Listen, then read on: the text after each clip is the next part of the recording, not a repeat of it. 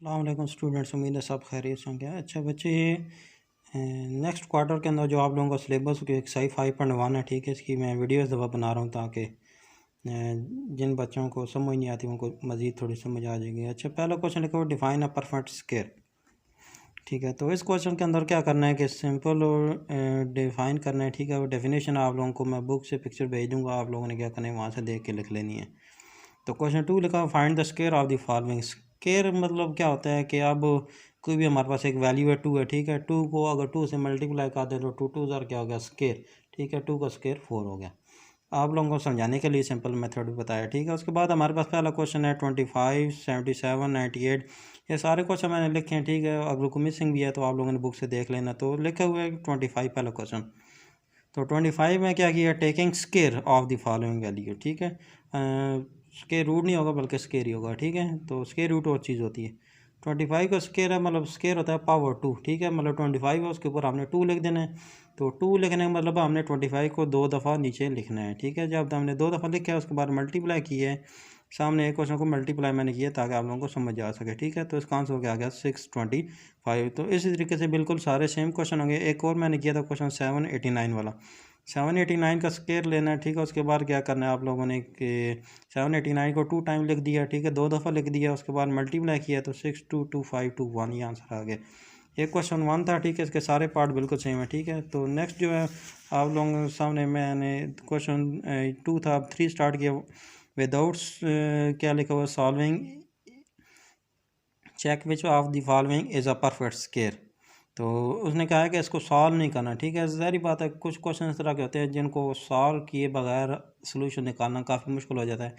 अगर बंदे को टेबल सही आते होंगे तो इसका मतलब आप लोग क्या कर सकते हैं कि इस चीज़ को आसानी से फाइंड कर सकते हैं।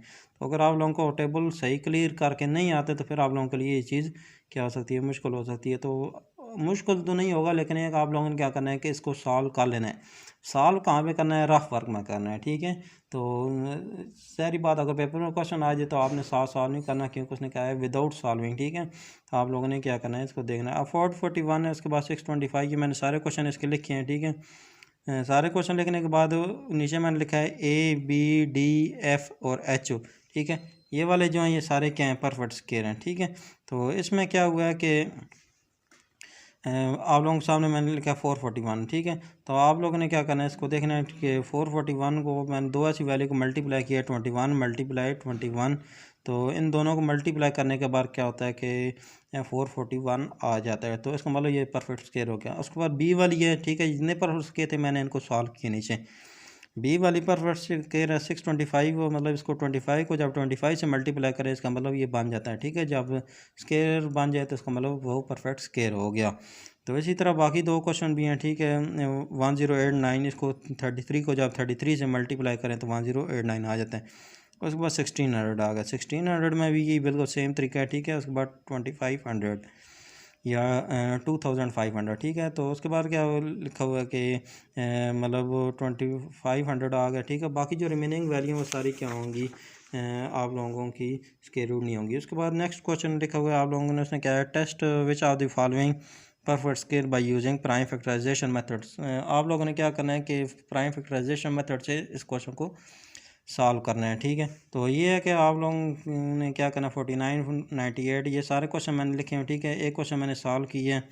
तो इसके बाद एक और 8100 या 8100 वाला किया है, ठीक है।